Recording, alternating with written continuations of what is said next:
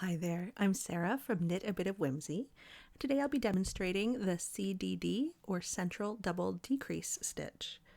The CDD is a 2-stitch decrease, and it's a nice centered and balanced decrease used often in shawls and that sort of thing. It's a fairly straightforward decrease. We're going to slip the first 2 stitches from our left hand needle onto our right hand needle. We're going to slip those together knitwise. Then we simply knit the next stitch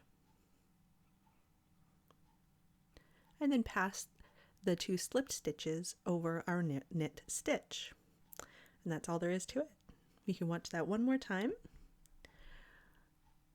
You can see that we're going to slip the first 2 stitches off of our left hand needle. We're going to slip those knitwise, and we're going to slip them together rather than one at a time.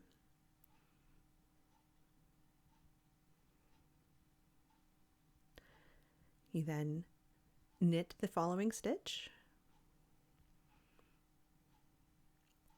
and pass the 2 slipped stitches over the knit stitch, and you've completed the central double decrease. Thanks so much for watching. You can find more tips, tricks, and patterns over at knitabitofwhimsy.com. Thanks for watching.